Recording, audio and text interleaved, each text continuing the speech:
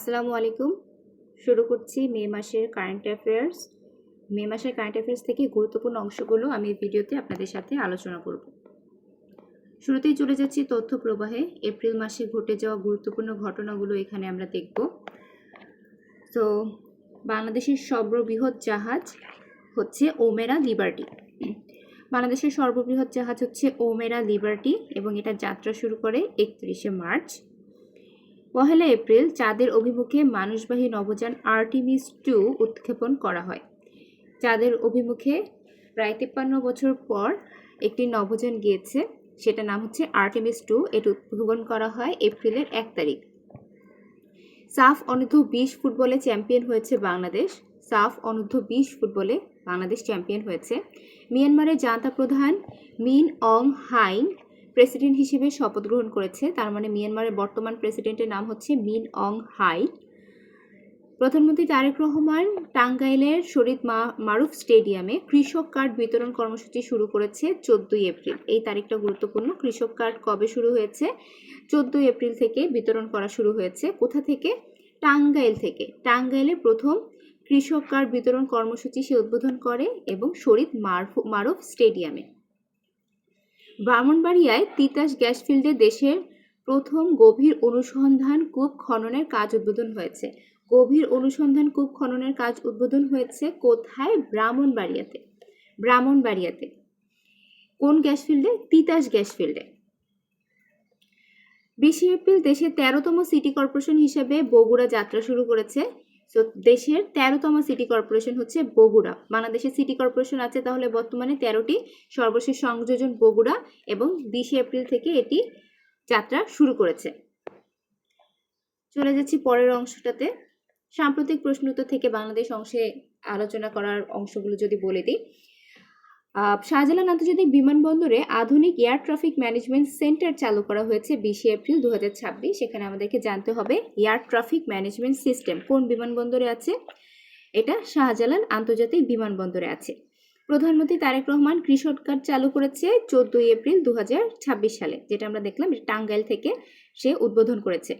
30 March 2026-এ Bangladesh security and exchange commission BSEC প্রথমবারের মতো অরেঞ্জ বন্ড বাজারে এনেছে। অরেঞ্জ বন্ড সম্পর্কে বিস্তারিত আমরা ভেতরে জানব। ইউরোপীয় ইউনিয়ন ও যুক্তরাষ্ট্রের বাজারে ডেনিম পোশাক রপ্তানিতে শীর্ষে আছে বাংলাদেশ। খেয়াল করে দেখুন, পোশাক রপ্তানিতে না, ডেনিম পোশাক রপ্তানিতে শীর্ষে আছে বাংলাদেশ। দেশের প্রথম 40 তলা ভবন এর নাম হচ্ছে শান্তা পিনাকল। শান্তা পিনাকল অবস্থিত হবে তেজগাঁওতে। 22 এপ্রিল 2026 প্রধানমন্ত্রী পদমর্যাদায় প্রধানমন্ত্রীর স্বাস্থ্য বিষয়ক বিশেষ সহকারী হিসেবে নিয়োগ দেওয়া হয়েছে জিয়াউদ্দিন হায়দারকে। SM জিয়াউদ্দিন হায়দার। 13 এপ্রিল 2026 কানাডার প্রথম বাংলাদেশি বংশোদ্ভূত ফেডারেল MP হচ্ছে ডলি বেগম। কানাডায় বাংলাদেশি বংশোদ্ভূত ফেডারেল MP হচ্ছে ডলি বেগম। বাংলাদেশ পরিসংখ্যান ব্যুরোর তথ্য অনুযায়ী অর্থনৈতিক সমীক্ষা 2024 অনুযায়ী কর্মসংস্থানে শীর্ষ বিভাগ হচ্ছে ঢাকা। ঢাকায় কর্মসংস্থান সবচেয়ে বেশি এবং সবচেয়ে কম হচ্ছে বরিশালে। 20 মার্চ 2026-এ প্রকাশিত বিশ্ব ব্যাংকের রিপোর্ট অনুযায়ী পৌর বর্জ্য উৎপাদনে দক্ষিণ এশিয়ায় বাংলাদেশের অবস্থান তৃতীয়। এই রিপোর্টটা প্রকাশ করেছে বিশ্ব ব্যাংক। যুক্তরাষ্ট্রের টাইম ম্যাগাজিনে লিডার্স ক্যাটাগরিতে 2026 সালে প্রধানমন্ত্রী তারেক রহমান 16তম স্থান অর্জন করেছে। খেয়াল করে দেখুন, টাইম ম্যাগাজিন প্রকাশিত হয় যুক্তরাষ্ট্র থেকে। টাইম ম্যাগাজিনের লিডার্স ক্যাটাগরিতে 16তম হয়েছে প্রধানমন্ত্রী তারেক রহমান। ভিয়েতনাম ও বাংলাদেশের EPBর তথ্য অনুযায়ী 2025 সালের পোশাক রপ্তানিতে বাংলাদেশের অবস্থান তৃতীয়। খেয়াল করে দেখুন, ডেনিম রপ্তানিতে ছিল কিন্তু প্রথম, পোশাক রপ্তানিতে হচ্ছে বাংলাদেশ তৃতীয়। ইন টোটাল পোশাক রপ্তানিতে এখানে কিন্তু স্পেসিফিকভাবে কোনো বাজারের কথা উল্লেখ করা হয়নি। এটা যুক্তরাষ্ট্রের বাজার নাকি ইউরোপীয় ইউনিয়নের বাজার সেটা কিন্তু উল্লেখ করা হয়নি, বরং ইন টোটাল পোশাক রপ্তানিতে বাংলাদেশের অবস্থান তৃতীয়। বাংলাদেশের সংসদীয় ইতিহাসে প্রথম ট্রেজারি বেঞ্চের সদস্য আনা মুলতবি প্রস্তাব আলোচনার জন্য গ্রহণ করা হয় 1 এপ্রিল 2026 সালে। সংসদে প্রশ্নোত্তর পর্বের কথা যদি আসি, বর্তমানে দেশে উত্তোলনযোগ্য গ্যাসের মোট মজুদ আছে 29.74 ট্রিলিয়ন ঘনফুট। উত্তোলনযোগ্য গ্যাস আছে 29.74 ট্রিলিয়ন ঘনফুট, মানে এতটুকু হচ্ছে আমাদের উত্তোলন করা সম্ভব। আর 2025 সালের ডিসেম্বর পর্যন্ত উত্তোলন করা হয়েছে 22.11 ট্রিলিয়ন ঘনফুট। 1 জানুয়ারি 2026 পর্যন্ত অবশিষ্ট আছে 7.63 ট্রিলিয়ন ঘনফুট। দেশের সচল বিদ্যুৎ উপকেন্দ্র রয়েছে 1834টি। বর্তমানে দেশে স্বীকৃত মুক্তিযোদ্ধা হচ্ছে 1,98,037 জন। জন। বর্তমানে দেশের সরকারি মালিকানাধীন টিভি চ্যানেল আছে 4টি। সরকারি মালিকানাধীন টিভি চ্যানেলগুলো হচ্ছে BTV Dhaka, BTV Chattogram, BTV news আর সংসদ বাংলা টেলিভিশন। এই মোট সরকারি মালিকানাধীন টিভি চ্যানেল 4টা। বেসরকারি টিভি আছে 55টা অনুমোদিত, তবে সম্প্রচারে রয়েছে 37টি। ল্যাঙ্গুয়েজ স্টুডেন্ট ভিসায় বিদ্যমান জামানতবিহীন ঋণ সীমা 3 লক্ষ থেকে 10 লক্ষে উন্নত করা হয়েছে। ভিয়েতনামের নতুন প্রধানমন্ত্রীর নাম হচ্ছে লে মিন হং। লে মিন হং হচ্ছে ভিয়েতনামের নতুন প্রধানমন্ত্রী। 6 থেকে 10 এপ্রিল 2026 আন্তর্জাতিক মৌ চাষ সম্মেলন অনুষ্ঠিত হয়েছে নেপালে। 1969 সালের পর ওয়াশিংটন তেহরানের প্রথম উচ্চ পর্যায়ের বৈঠক অনুষ্ঠিত হয়েছে 11 এপ্রিল। মধ্যপ্রাচ্যের বৃহত্তম ওয়াটার পার্ক, মধ্যপ্রাচ্যের সবচেয়ে বড় ওয়াটার পার্ক হচ্ছে অ্যাকুয়ারাবিয়া অবস্থিত সৌদি আরবে। সাবেরিন ও নোহেদ কোন দেশের স্থলবাহিনীর একটি ইউনিট? ইরানের। সাবেরিন ও নোহেদ হচ্ছে স্থলবাহিনীর ইউনিট ইরানের। 14 এপ্রিল 2026 ইসরায়েলের সাথে ইউরোপের প্রতিরক্ষা চুক্তি স্থগিত করে ইতালি। ইসরায়েলের সাথে ডিফেন্স এগ্রিমেন্ট স্থগিত করে ইতালি। নাসার আর্টেমিস 2 মিশন মহাকাশের উদ্দেশ্যে যাত্রা শুরু করে 1 এপ্রিল 2026 সালে। 1 এপ্রিল 2026। 1 সেপ্টেম্বর 2026 সালে অ্যাপলের পরবর্তী প্রধান নির্বাহী কর্মকর্তা অর্থাৎ সিইও হিসেবে দায়িত্ব গ্রহণ করবে জন টার্নার্স। আপনারা হয়তো অনেকেই জানেন অ্যাপলের বর্তমান সিইও হচ্ছে টিম কুক এবং 1 সেপ্টেম্বর 2026 থেকে এই পদটাতে কাজ করবে জন টার্নার্স। বিগ ব্যাশ লিগের প্লেয়ার অফ দ্য ইয়ার বা বর্ষসেরা খেলোয়াড় হিসেবে নির্বাচিত হয়েছে Rishad Hossain. South Asian youth table tennis চ্যাম্পিয়নশিপে গ্রুপ চ্যাম্পিয়ন হয়ে স্বর্ণপদক জয় করেছে বাংলাদেশ অনূর্ধ্ব 19 বালক দল। 7 এপ্রিল 2026 ভুটানে অনুষ্ঠিত আন্তর্জাতিক নারী প্রীতি ম্যাচে সহকারী রেফারি হিসেবে অভিষেক করেছে আসহাদুল ইসলাম আসাদ। পরবর্তী অংশে চলে যাচ্ছি। বর্তমানে দেশে রেকগনাইজড ফ্রিডম ফাইটার আছে কতজন? বলেছিলাম 1,98,037 জন। 15 এপ্রিল 2026 সালে কোন বাংলাদেশি টাইমস ম্যাগাজিনের 100 ইনফ্লুয়েন্সার পিপলের মধ্যে অবস্থান করে নিয়েছে? আমরা জানি প্রধানমন্ত্রী তারেক রহমান লিডার্স ক্যাটাগরিতে 16তম স্থান অর্জন করেছে। 22 এপ্রিল 2020 দেশের 13তম সিটি কর্পোরেশন হিসেবে যাত্রা শুরু করে বগুড়া সিটি কর্পোরেশন। কোন ইমার্জেন্সি ভ্যাকসিনেশন ক্যাম্পেইন বাংলাদেশে শুরু হয়েছে? Measles and rubella vaccination campaign. MR vaccination campaign চালু হয়েছে। মিজলস মানে হচ্ছে হাব এবং রুবেলা ভ্যাকসিনেশন ক্যাম্পেইনটা শুরু হয়েছে বাংলাদেশে। কবে? 20 এপ্রিল 2026 থেকে। কোন অর্থবছরকে নতুন বেজ ইয়ার হিসেবে অথবা ভিত্তি বছর হিসেবে গ্রহণ করা হয়েছে? তাহলে 2025-26 অর্থবছরকে নতুন ভিত্তি বছর হিসেবে ঘোষণা করা হয়েছে এবং এটা কার্যকর হবে 26-27 অর্থ বছরের জিডিপি ক্যালকুলেট করার জন্য। এই তথ্যটা বেশ গুরুত্বপূর্ণ। এর আগে আমাদের ভিত্তি বছর ছিল 2015-16 অর্থ বছর। 15-16 অর্থ বছর থেকে পরিবর্তন করে এখন আমাদের নতুন অর্থ বছর হচ্ছে, নতুন ভিত্তি বছর হচ্ছে 2025-26। স্বাধীনতা পুরস্কার 2বার গ্রহণ করেছে বাংলাদেশের ইতিহাসে একজন মাত্র মানুষ, তার নাম হচ্ছে ডক্টর মোহাম্মদ জাফরুল্লাহ চৌধুরী। এর আগে এপ্রিলের কারেন্ট অ্যাফেয়ার্সে আমরা এটা পড়েছিলাম। ডক্টর মোহাম্মদ জাফরুল্লাহ চৌধুরী গণস্বাস্থ্য ইনস্টিটিউটের প্রতিষ্ঠাতা। তিনি বাংলাদেশের ইতিহাসে প্রথম 2বার স্বাধীনতা পুরস্কার অর্জন করেছে। ইউএনএফআইসিওয়াইপি এর নতুন ফোর্স কমান্ডার হচ্ছে lieutenant general Mohammad Asadullah Minhajul Alam.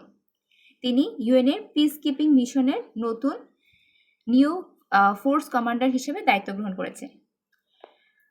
World ব্যাংকের তথ্য অনুযায়ী বাংলাদেশের 2025-26 অর্থ বছরের প্রজেক্ট করা অর্থাৎ অনুমান করা জিডিপি গ্রোথ হবে 3.9% আর ইনফ্লেশন হবে 8 থেকে 10%।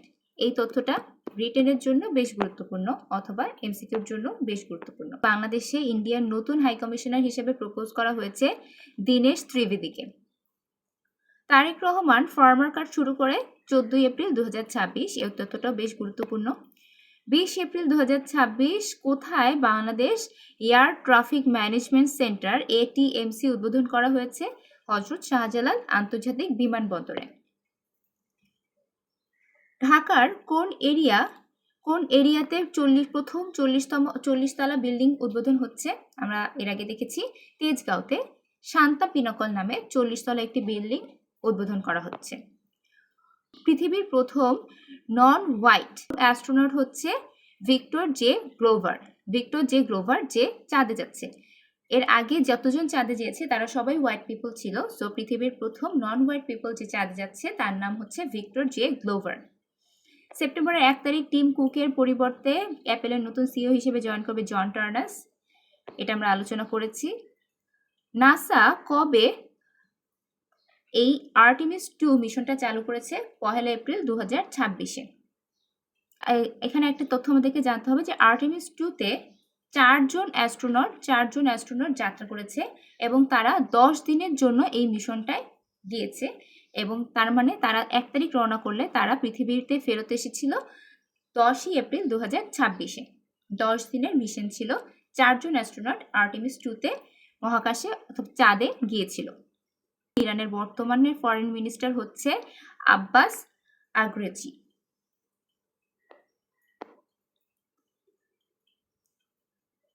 অস্ট্রেলিয়ার প্রথম ফিমেল আর্মি চিফ হচ্ছে lieutenant general Susan Coyle. Strait of Hormuz কিভাবে তৈরি হয়েছে? কলিশন অফ টেকটনিক প্লেটের মধ্যে কলিশন হওয়ার কারণে হরমুজ প্রণালী তৈরি হয়েছে। পৃথিবীর সবচেয়ে বেশি অয়েল প্রডিউসার হচ্ছে 2025 সালে ইউনাইটেড স্টেটস অফ আমেরিকাতে বর্তমানে সবচেয়ে বেশি তেল উৎপাদন করা হচ্ছে। 1 এপ্রিল 2026 সালে কোন দেশ 16তম ন্যাশনাল সেন্সাস শুরু করেছে? ইন্ডিয়া। ওয়ার্ল্ড ওয়ার 2 এর রেস্ট্রিকশন পার করে লিথাল ওয়েপন এক্সপোর্টকে রিল্যাক্স করেছে, অর্থাৎ ওয়ার্ল্ড ওয়ার 2 এ তাদের উপর রেস্ট্রিকশন ছিল এবং রেস্ট্রিকশনকে পার করে তারা এখন লিথাল ওয়েপন এক্সপোর্ট করা শুরু করেছে। এরকম দেশটা হচ্ছে Japan. Name of the first and largest water theme park, এটা আমরা বেশ কয়েকবার দেখেছি, অ্যাকোরাবিয়া।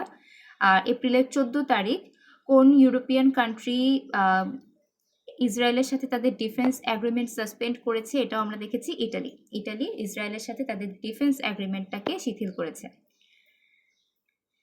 ওয়েমেন ওয়ার্ল্ড কাপ টি20-তে প্রাইজ মানিকে ইনক্রিজ করা হয়েছে। কি পরিমাণ? 10% প্রাইজ মানি ইনক্রিজ করা হয়েছে। টি20 ওয়ার্ল্ড কাপ 2028 অনুষ্ঠিত হবে অস্ট্রেলিয়া এবং নিউজিল্যান্ডে। কোন বাংলাদেশি বিগ ব্যাশের প্লেয়ার অফ দ্য ইয়ার হিসেবে নির্বাচিত হয়েছে? রিশাদ হোসেন। সাফ আন্ডার-20 চ্যাম্পিয়নশিপে চ্যাম্পিয়ন হয়েছে বাংলাদেশ। পরবর্তী তথ্যগুলোতে চলে যাচ্ছি। জাতীয় বিপ্লব ও সংহতি দিবস হিসেবে ঘোষণা করা হয়েছে 7 নভেম্বরকে জাতীয় বিপ্লব ও সংহতি দিবস হিসেবে ঘোষণা করা হয়েছে। ফ্যামিলি কার্ড কর্মসূচি বাস্তবায়নের দায়িত্ব আছে সমাজ কল্যাণ মন্ত্রণালয়। এটা বেশ গুরুত্বপূর্ণ। ফ্যামিলি কার্ড কর্মসূচি বাস্তবায়নের দায়িত্বে আছে সমাজ কল্যাণ মন্ত্রণালয়। ত্রয়োদশ জাতীয় সংসদে মোট 57 জন নারী সংসদ সদস্য হয়েছে। বাংলাদেশের 13তম সিটি কর্পোরেশন হচ্ছে বগুড়া। বাংলাদেশে হামের জন্য যে টিকিটে দেওয়া হয় সেটা হচ্ছে এমআর ভ্যাকসিন। এটা আমরা এই যে আগে দেখেছিলাম। এমআর ভ্যাকসিনেশন শুরু করা হয়েছে এপ্রিলের 20 তারিখ থেকে। বাংলাদেশের আমদানিকৃত জ্বালানি তেলের মধ্যে ব্যবহারের শীর্ষে রয়েছে ডিজেল। ত্রয়োদশ জাতীয় সংসদে অন্তর্বর্তী সরকারের কতটি অধ্যাদেশ ও বিল পাশের মাধ্যমে নিষ্পত্তি হয়েছে? 120টি। এরপরে চলে যাচ্ছি। যুক্তরাষ্ট্র ইরানের মধ্যে যুদ্ধবিরতি শুরু হয়েছে 8 এপ্রিল 2026-এ। যুক্তরাষ্ট্র ইরানের মধ্যে যুদ্ধবিরতির মধ্যস্থতা করেছে পাকিস্তান। ভিয়েতনামের বর্তমান প্রেসিডেন্ট হচ্ছে তো লাম। এখানে একটা জিনিস খেয়াল করুন, ভিয়েতনামের বর্তমান প্রেসিডেন্ট হচ্ছে তো লাম। ভিয়েতনামের প্রধানমন্ত্রী হচ্ছে, আমরা এটা আগে দেখেছি, ভিয়েতনামের বর্তমান প্রধানমন্ত্রী হচ্ছে লে মিন হং। ইরাকের বর্তমান প্রেসিডেন্ট হচ্ছে নিজার আমেদি, তিনি নবনির্বাচিত প্রেসিডেন্ট। ইরাকের বর্তমান নবনির্বাচিত প্রেসিডেন্ট হচ্ছে Nizar Amedi. King Fahad causeway সৌদি আরব ও বাহরাইনের মধ্যকার সংযোগকারী সড়কপথ। King Fahad causeway. নাসার আর্টেমিস 2 মিশনের মূল মহাকাশযানটির নাম হচ্ছে অরিয়ন। চন্দ্রাভিযানে যাওয়া প্রথম নারী হচ্ছে ক্রিস্টিনা কোচ। 52তম G7 সম্মেলন অনুষ্ঠিত হবে 15 থেকে 17 জুন 2026-এ এবং এটা অনুষ্ঠিত হবে ফ্রান্সে। আরব লীগের নতুন মহাসচিব হচ্ছে নাবিল ফাহমি। স্থায়ী সালিসি আদালতে PCA বর্তমান সদস্য দেশ হচ্ছে 128টি। 2 ফেব্রুয়ারি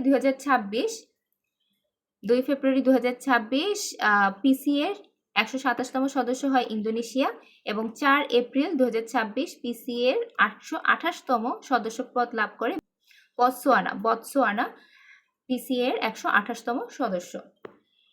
প্রথমবারের মতো বিশ্বকাপ ফুটবল খেলবে Jordan, Curacao, Uzbekistan, Cape Verde. বিশ্বকাপ ফুটবলের মূল আসর থেকে বাদ পড়েছে একটি চ্যাম্পিয়ন দল, যারা এর আগে বিশ্বকাপে চ্যাম্পিয়ন হয়েছে, সেই দেশটার নাম হচ্ছে ইটালি টানা তৃতীয়বারের মতো বিশ্বকাপ ফুটবলে খেলতে পারছে না।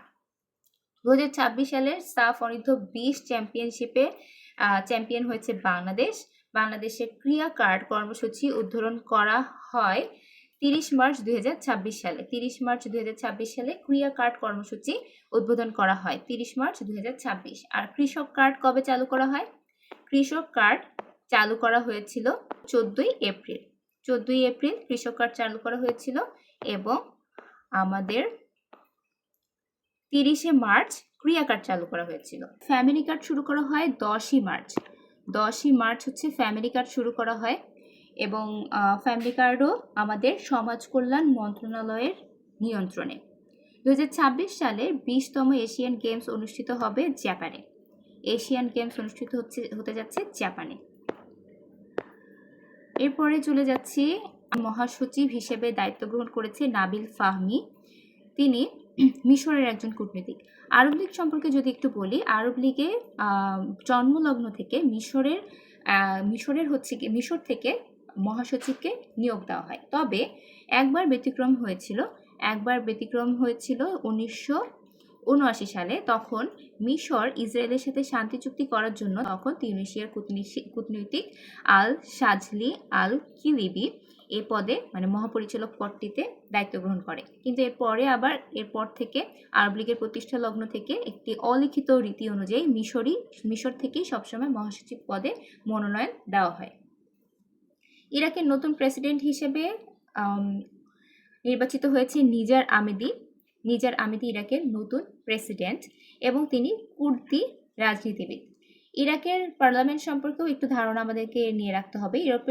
ইরাকে 2003 সালে সাদ্দাম হোসেনের পতনের পর থেকে একটা নিয়ম পালন করা হয়, সেটা হচ্ছে ইরাকের প্রধানমন্ত্রী হিসেবে শিয়া মুসলিম থেকে একজনকে নির্বাচিত করা হয়, স্পিকার হিসেবে সুন্নি মুসলিম থেকে একজনকে এবং প্রেসিডেন্ট হিসেবে কুর্দি জাতি থেকে একজনকে নির্বাচিত করা হয়।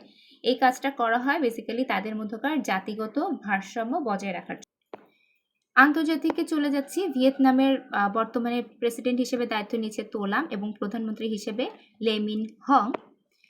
আর অ্যাপেলের প্রধান নির্বাহী কর্মকর্তা হিসেবে জয়েন করতে যাচ্ছে জন টার্নার, এটা আপনারা অলরেডি জানেন। তাহলে বর্তমানে যে সিইও আছে টিম কুক, তিনি নির্বাহী চেয়ারম্যান অর্থাৎ এক্সিকিউটিভ চেয়ারম্যান হিসেবে দায়িত্ব গ্রহণ করবে। তিনি সিইও থেকে এক্সিকিউটিভ চেয়ারম্যান হয়ে যাবে। জাতীয় ক্রীড়া দিবস হচ্ছে এপ্রিলের 6 তারিখ জাতীয় ক্রীড়া দিবস। এপ্রিলের 8 তারিখ বাংলাদেশ পাবলিক সার্ভিস কমিশন প্রতিষ্ঠা দিবস, এটাও বেশ গুরুত্বপূর্ণ। বাংলাদেশ পাবলিক সার্ভিস কমিশন প্রতিষ্ঠা দিবস হচ্ছে এপ্রিলের 8। মুজিবনগর দিবস এপ্রিলের 17। ওয়ার্ল্ড আর্থ ডে বিশ্ব ধারিত্রী দিবস হচ্ছে এপ্রিলের 22 তারিখ, এটা খুবই ইম্পর্টেন্ট। এরপরে দুটো নতুন দিবসকে যুক্ত করা হয়েছে। 16 এপ্রিল 2026 মন্ত্রিসভার বৈঠকে 6 জুলাইকে পল্লী উন্নয়ন দিবস রুরাল ডেভেলপমেন্ট ডে হিসেবে ঘোষণা করা হয়েছে। 6 জুলাই পল্লী উন্নয়ন দিবস এবং 7ই নভেম্বর হচ্ছে বিপ্লব ও সংহতি দিবস। বিপ্লব ও সংহতি দিবসকে ক শ্রেণীর অন্তর্ভুক্ত করা হয়েছে, তার মানে এই দিনে একটি সরকারি ছুটি পাওয়া যাবে, এই দিনকে সরকারি ছুটি হিসেবে পালিত হবে। এছাড়া 23 এপ্রিল 2026 আরেকটি সভায় জাতীয় চা দিবসকে পরিবর্তন করা হয়েছে। জাতীয় চা দিবস আগে ছিল 4 জুন, এটা পরিবর্তন করে বর্তমানে 21 মে নতুন জাতীয় চা দিবস হিসেবে 21 মেকে জাতীয় চা দিবস হিসেবে ঘোষণা করা হয়েছে। সমাজসেবা ও দাতত্ব কার্যক্রম নিয়ে সম্মানসূচক সম্মাননা হচ্ছে MBE অথবা most excellent order of British empire. এটাতে পুরস্কৃত হয়েছে আবু তাহের। যুক্তরাষ্ট্রের টাইম ম্যাগাজিনে অর্থাৎ USA ভিত্তিক ম্যাগাজিন টাইমস ম্যাগাজিনে লিডার ক্যাটাগরিতে 16তম হয়েছে তারেক রহমান, এটা তো আমরা অলরেডি জানি।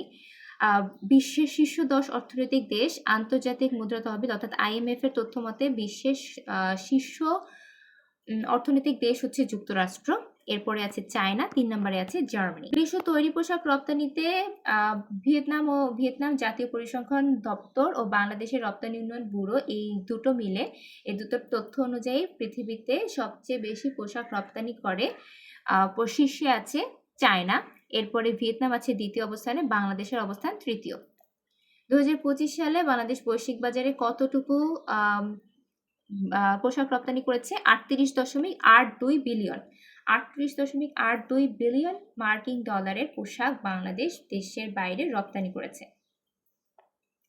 এরপরে আছে ইউরোপীয় ইউনিয়ন ও যুক্তরাষ্ট্রের ডেনিম পোশাক রপ্তানিতে বাংলাদেশ শীর্ষ অবস্থানে আছে। দক্ষিণ এশিয়ার বর্জ্য উৎপাদনে এই বিশ্ব ব্যাংক এই তথ্যটা প্রকাশ করেছে ওয়াটার ওয়েস্ট 3.0 শীর্ষক বৈশ্বিক প্রতিবেদনে। দক্ষিণ এশিয়ার ভেতরে বাংলাদেশ 3 নম্বর পজিশনে অবস্থান করছে।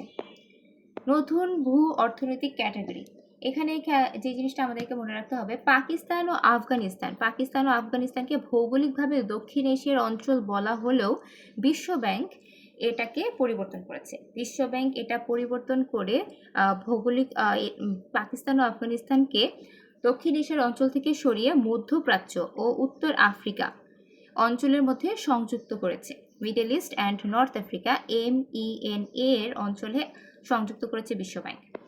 এর কারণ কি? এর কারণ হচ্ছে বৈশ্বিক ঋণদাতার এই নতুন বিন্যাসের কারণ হচ্ছে বৃহৎ মধ্যপ্রাচ্য বা middle east, north Africa, Afghanistan and Pakistan MENAAP নামের নতুন একটি অর্থনৈতিক বলয় তৈরি হয়েছে এবং এই বলয়ে দেখা যায় পাকিস্তান এবং আফগানিস্তান এই দুইটা দেশের অর্থনৈতিক সম্পর্ক অনেকটাই মধ্যপ্রাচ্য এবং এই নর্থ আফ্রিকার সাথে সংযুক্ত। এই কারণে 8 এপ্রিল 2026 বিশ্ব ব্যাংক এই পুনর্বিন্যাসের ঘোষণা দেয়। বৈদেশিক মুদ্রার উৎস, উপসাগরীয় দেশগুলোর শ্রমবাজারের উপর অতি নির্ভরতা, জ্বালানি আমদানি, ভূ রাজনৈতিক সমীকরণ বিবেচনা করে এই কৌশলগত পরিবর্তনটা আনা হয় এবং কৌশলগত নিরাপত্তা ও বিশ্লেষণে ইসলামাবাদকে প্রায় দেখা যায় যে এই মিডল ইস্ট, নর্থ আফ্রিকা এই অংশগুলোর সাথে একসাথে কাজ করতে, তাই পাকিস্তান এবং আফগানিস্তানকে দক্ষিণ এশিয়ার বলয় থেকে সরিয়ে মধ্যপ্রাচ্য ও উত্তর আফ্রিকার বলয়ে শিফট করা হয়েছে এবং এই শিফটটা করেছে কে? বিশ্ব ব্যাংক। দেশের প্রথম অরেঞ্জ বন্ড সম্পর্কে আমাদেরকে জানতে হবে। অরেঞ্জ বন্ড অংশটা খুবই গুরুত্বপূর্ণ। 30 মার্চ 2026 বাংলাদেশের security and exchange commission BSEC নারী উদ্যোক্তাদের জন্য দেশের প্রথম অরেঞ্জ বন্ডকে অনুমোদন করে। অরেঞ্জ বন্ড অনুমোদন করা হয় কাদের জন্য? নারী উদ্যোক্তাদের জন্য। এই অরেঞ্জ বন্ড নীতিমালা হওয়ার পরে প্রথম অনুমোদনটা কে পেয়েছে? প্রথম অনুমোদনটা পেয়েছে বেসরকারি ক্ষুদ্র ঋণ বিতরণকারী প্রতিষ্ঠান সাজেদা ফাউন্ডেশন প্রথম এই অরেঞ্জ বন্ডটি নিয়ে কাজ করেছে। এই বন্ড বাজারে ছেড়ে বিনিয়োগকারীদের কাছ থেকে 158.50 কোটি টাকা তোলার অনুমোদন পেয়েছে এই সাজেদা ফাউন্ডেশন। অরেঞ্জমেন্ট মূলত একটি বিশেষায়িত বিনিয়োগের মাধ্যম, যার মাধ্যমে নারী, কন্যা, শিশু, লিঙ্গীয় সংখ্যালঘুদের ক্ষমতায়ন এবং জলবায়ু পরিবর্তন মোকাবেলায় অর্থ সংগ্রহের জন্য ডিজাইন করা হয়েছে। কানাডায় প্রথম বাংলাদেশি এমপি, কানাডার ফেডারেলে প্রথম বাংলাদেশের এমপি হিসেবে নির্বাচিত হয়েছে ডলি বেগম, এটা আমরা অলরেডি দেখেছি। জাতিসংঘের শান্তিরক্ষা বাহিনীর ফোর্স কমান্ডার হিসেবে নির্বাচিত হয়েছে মোহাম্মদ আসাদুল্লাহ মিনহাজুল আলম, তার মিশন হচ্ছে সাইপ্রাসে। জিডিপির নতুন ভিত্তি বছর হিসেবে ঘোষণা করা হয়েছে 2025-26 অর্থ বছরকে। 2025-26 অর্থ বছরকে জিডিপির নতুন ভিত্তি বছর হিসেবে গ্রহণ করা হয়েছে এবং এটা কার্যকর হবে 2026-27 অর্থ বছরে জিডিপি ক্যালকুলেশনের থেকে। 2026-27 অর্থ বছর থেকে নতুন ভিত্তি বছর হিসেবে 2025-26 অর্থ বছরকে ব্যবহার করা হবে। এর আগে কবে কবে ভিত্তি বছরগুলো পরিবর্তন হয়েছে সেগুলো আপনারা এখানে দেখতে পাচ্ছেন। সবার শুরুতে ভিত্তি বছর গ্রহণ করা হয়েছিল 1972-73-কে, এরপরে 1984-85, 1995-96, 2005-06, 2015-16 ছিল লাস্ট। এবছর পর্যন্ত 2015-16 অর্থ বছরকে ভিত্তি বছর ধরে আমরা জিডিপি ক্যালকুলেট করেছি এবং আগামী বছর থেকে ইনশাল্লাহ 2025-26 অর্থ বছরকে ভিত্তি বছর ধরে আমাদেরকে ক্যালকুলেট করতে হবে। জিডিপির খাত আছে বর্তমানে 19টি খাত আছে। সিটি কর্পোরেশনের ইতিহাসে যদি আসি, বর্তমানে মোট সিটি কর্পোরেশন সংখ্যা হচ্ছে 13টি। আয়তনে বৃহত্তম সিটি কর্পোরেশন হচ্ছে গাজীপুর সিটি কর্পোরেশন, আয়তনে ক্ষুদ্রতম হচ্ছে সিলেট সিটি কর্পোরেশন, জনসংখ্যায় বৃহত্তম ঢাকা উত্তর সিটি কর্পোরেশন। এখানে খেয়াল করতে হবে ঢাকা উত্তর হচ্ছে জনসংখ্যায় বৃহত্তম এবং ক্ষুদ্রতম হচ্ছে বরিশালে সবচেয়ে বেশি কম। মেয়র ও কাউন্সিলর, সিটি কর্পোরেশনের মেয়র ও কাউন্সিলরের মেয়াদ হচ্ছে 5 বছর। 5 বছরের পর হচ্ছে এটা ইলেকশনের মাধ্যমে পরিবর্তন করা হয়। মেয়র কাউন্সিলর হওয়ার ন্যূনতম বয়স 25 বছর, এটা সাংবিধানিক বয়স। প্রধানের পদবি হচ্ছে মেয়র। প্রথম নারী মেয়র হচ্ছে সেলিনা হায়াত আইভি, তিনি নারায়ণগঞ্জের মেয়র ছিলেন এবং সিটি কর্পোরেশনের সদর দপ্তর হচ্ছে ঢাকায় নগর ভবন। সিটি কর্পোরেশন বগুড়াকে যে নতুন সিটি কর্পোরেশন হিসেবে ঘোষণা করা হয়েছে, কেন? সিটি কর্পোরেশন হওয়ার জন্য বেশ কিছু শর্ত রয়েছে। শর্তগুলো আমরা যদি এক দেখায় জেনে নিই। পৌর এলাকার জনসংখ্যা ন্যূনতম 4 লক্ষ হতে হবে, জনসংখ্যার ঘনত্ব প্রতি বর্গ কিলোমিটারে 3000 হতে হবে, স্থানীয় আয়ের উৎস বাৎসরিক ন্যূনতম 5 কোটি হতে হবে, বিদ্যমান পৌরসভার বার্ষিক আয় ন্যূনতম 10 কোটি হতে হবে, আয়তন ন্যূনতম 25 বর্গ কিলোমিটারের মধ্যে হতে হবে। এরপরে চলে যাচ্ছি অর্থনৈতিক শুমারিতে। অর্থনৈতিক শুমারিতে কর্মসংস্থানে শীর্ষে আছে হচ্ছে ঢাকা বিভাগ এবং সর্বনিম্ন আছে বরিশাল বিভাগ। জেলা ভিত্তিক অর্থনৈতিক ইউনিটগুলো যদি দেখি, শতকরা হারে শীর্ষ হচ্ছে খাগড়াছড়ি এবং সর্বনিম্ন হচ্ছে বরিশাল। অর্থনৈতিক ইউনিট কি সেটা আমাদেরকে জানতে হবে। অর্থনৈতিক ইউনিট হচ্ছে পণ্য উৎপাদন বা সেবা দেওয়ার মাধ্যমে আয় সংশ্লিষ্ট কোনো ব্যক্তি, প্রতিষ্ঠান বা ব্যবসায়িক সত্তাকে অর্থনৈতিক ইউনিট বলে। সো অর্থনৈতিক ইউনিট হতে পারে কোনো একজন মানুষ, সে একজন ফ্রিল্যান্সার, সে যদি আয় করে তাহলে সে একটা অর্থনৈতিক ইউনিট। আবার একটি দোকানে ধরুন 5 জন কর্মচারী নিয়ে একটা দোকান পরিচালিত হয়, সেটা একটা অর্থনৈতিক ইউনিট। আবার একটা কোম্পানি বা কারখানা, সেই ধরনের প্রতিষ্ঠানকেও আমরা অর্থনৈতিক ইউনিট বলতে পারি। দেশে কর্মরত বিদেশি নাগরিকদের মধ্যে শীর্ষে আছে চায়না থেকে সবচেয়ে বেশি মানুষ হচ্ছে বাংলাদেশে যত ফরেনার কাজ করে তার মধ্যে সবচেয়ে বেশি হচ্ছে চাইনিজ। এরপরে চলে যাচ্ছি চন্দ্রভিজন 2.0-তে। 2.0 অর্থাৎ দ্বিতীয়বারের মতো চাঁদের বুকে পা রেখেছে মানুষ। প্রথমবার ছিল অ্যাপোলো 17 মিশনের মাধ্যমে নীল আর্মস্ট্রং চাঁদে পা রেখেছিল। এরপরে দীর্ঘ 53 বছর পর আবারও চাঁদের পথে পা বাড়িয়েছে 1 এপ্রিল 2026 সালে আর্টেমিস 2, এবং এটি পৃথিবীতে ফিরে এসেছে 10 এপ্রিল 2026 সালে, অর্থাৎ এটা একটা 10 দিনের সফর ছিল। অ্যাপোলো 17 চাঁদের বুকে পা রেখেছিল 1972 সালে। আর্টেমিস অ্যাকর্ডসটা আমাদেরকে জানতে হবে। আর্টেমিস অ্যাকর্ডস হচ্ছে যুক্তরাষ্ট্রের মহাকাশ গবেষণা সংস্থা নাসার নেতৃত্বে শান্তিপূর্ণ ও বেসামরিক মহাকাশ অনুসন্ধানকে উৎসাহী করার জন্য একটা বৈশ্বিক উদ্যোগ। আর্টেমিস অ্যাকর্ডটা তাহলে কে নিয়েছে? নাসা নিয়েছে। কেন? শান্তিপূর্ণ ও বেসামরিক মহাকাশ অনুসন্ধানকে উৎসাহিত করার জন্য।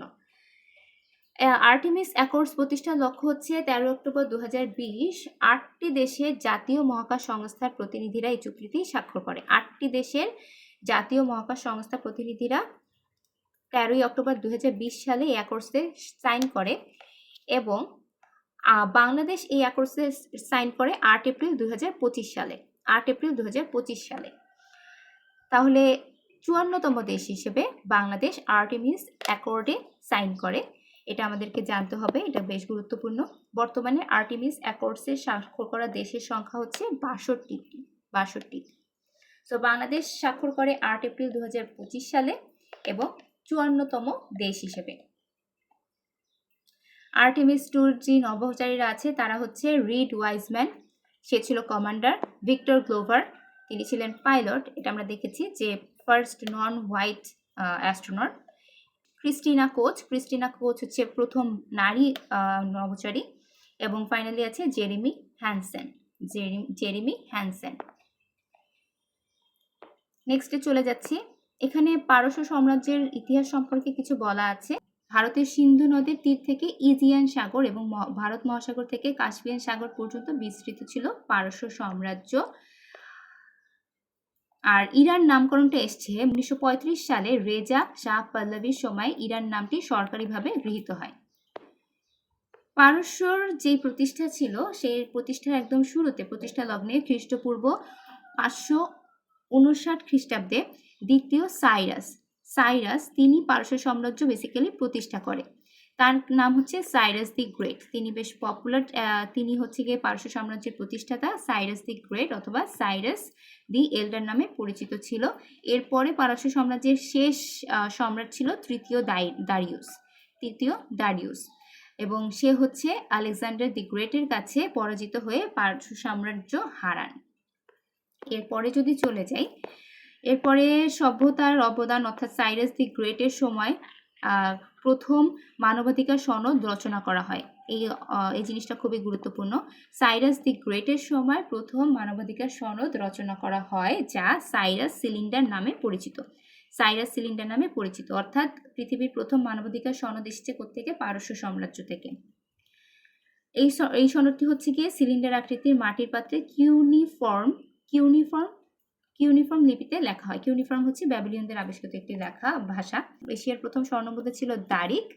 এছাড়া সম্রাট দারিউস আরও একটা কাজ করেছে, সেটা হচ্ছে সে প্রথম ভূমি জরিপের ব্যবস্থা শুরু করেছে। তাহলে প্রথম ভূমি জরিপ হয়েছে পারস্য সাম্রাজ্যে এবং এটা চালু করেছিল সম্রাট দারিউস। সো এই জিনিসটা আমাদেরকে জেনে রাখতে হবে। এরপরে চলে যাচ্ছে হরমুজ প্রণালীতে। প্রণালীটির দৈর্ঘ্য হচ্ছে 167 কিলোমিটার এবং চওড়া হচ্ছে 33 কিলোমিটার। হরমুজ প্রণালী 1951 সালে ব্রিটিশ নৌবাহিনী প্রণালীটির ওপর অবরোধ আরোপ করে। বর্তমানে এই প্রণালীটি আলোচনায় আছে ইরান এবং আমেরিকার যুদ্ধের কারণে। এরপরে বিশ্বের জ্বালানি প্রবেশদ্বার হিসেবে ইনফরমেশনগুলো যদি জানি, বিশ্বের মোট খনিজ তেলের বাণিজ্যের প্রায় 1/3 এবং লিকুইড প্রাকৃতিক গ্যাসের 25% এই পথ দিয়ে বিশ্বের বিভিন্ন প্রান্তে পৌঁছায়। খেয়াল করে দেখুন কেন হরমুজ প্রণালী এত গুরুত্বপূর্ণ। পৃথিবীর মোট খনিজ তেলের প্রায় 1/3 এবং মোট লিকুইড ন্যাচারাল গ্যাসের প্রায় 25% হরমুজ প্রণালী দিয়ে বিভিন্ন দেশে যাতায়াত করে। প্রতিদিন প্রায় 2.10 কোটি ব্যারেল তেল এই জলপথ দিয়ে প্রবাহিত হয়, যা বিশ্ববাজারের সরবরাহকৃত মোট পেট্রোলিয়ামের 21%। সো এত বিশাল পরিমাণ অংশ প্রতিদিন এখান থেকে পরিবাহিত হয়। সেখানে এই প্রণালীটি যদি বন্ধ থাকে তাহলে খুব স্বাভাবিক বিশ্ববাজারে একটি অস্থিতিশীলতা তৈরি হয়। ধাতুীয় সক্রিয়করণের একটি প্রধান উপাদান সালফারের প্রায় 50%। সেমিকন্ডাক্টর থেকে ম্যাগনেটিক রেজোনেন্স ইমেজিং এমআরআই ও হিলিয়াম বহনকারী জাহাজগুলো এই প্রণালী দিয়ে যাতায়াত করে। জ্বালানি ব্যবস্থা ও বিশ্ববাজারে বাংলাদেশের প্রেক্ষাপট। জ্বালানি বলতে আসলে কি বোঝায়? জ্বালানি বলতে সেসব পদার্থকে বোঝায় যাদের ভৌত রাসায়নিক গঠন বা অবস্থান পরিবর্তন করলে শক্তির নিঃসরণ হয়। জ্বালানি কয় ধরনের? জ্বালানি মূলত 3 ধরনের হয়ে থাকে। জীবাশ্ম জ্বালানি, জীবাশ্ম মানে হচ্ছে যেগুলো আমরা কয়লা, খনিজ তেল, প্রাকৃতিক গ্যাস থেকে পাই। এরপর হচ্ছে অর্গানিক জ্বালানি অর্থাৎ জৈব জ্বালানি, যেটা আমরা উদ্ভিদ ও প্রাণীজ উপাদান থেকে পাই, উদ্ভিজ ও প্রাণীজ উপাদান থেকে যেটা কালেক্ট করা হয়। আরেকটা হচ্ছে পারমাণবিক, অর্থাৎ ইউরেনিয়াম প্লুটোনিয়ামের মতো পারমাণবিক মৌলগুলো দিয়ে আমরা যে জ্বালানিটা পাই সেটা হচ্ছে পারমাণবিক। তো জ্বালানি সাধারণত আছে 3 ধরনের। জ্বালানি উপাদানগুলো কি কি? Octane, petrol, diesel, kerosene, furnace oil, CNG, LNG, NPG, এই সবগুলো হচ্ছে জ্বালানি অয়েল। আচ্ছা, এলপিজি গ্যাস মূলত এলপিজিতে মূলত দুটি গ্যাস থাকে, প্রোপেন আর বিউটেন। এই দুটি মিশ্রণ করে এলপিজি গ্যাস লিকুইড করা হয়। গ্যাসগুলোকে প্রচণ্ড চাপ প্রয়োগ করে লিকুইড ফর্মে রাখা হয় এবং সেখান থেকে আসলে এই লিকুইড গ্যাস অথবা এলপিজি গ্যাসটা তৈরি করা হয়। পেট্রোল এক ধরনের তরল জ্বালানি। পেট্রোলও তরল। অপরিশোধিত জ্বালানি অর্থাৎ ক্রুড অয়েল ও গ্যাস ক্ষেত্র থেকে গ্যাসের উপজাত হিসাবে পাওয়া কনডেনসেন্ট পরিশোধন করে পেট্রোল উৎপাদন করা হয়। আর অকটেনটা হচ্ছে বেসিক্যালি এই পেট্রোলেরই অ্যাডভান্স ফর্ম, অর্থাৎ উচ্চমানের পেট্রোলই হচ্ছে অকটেন।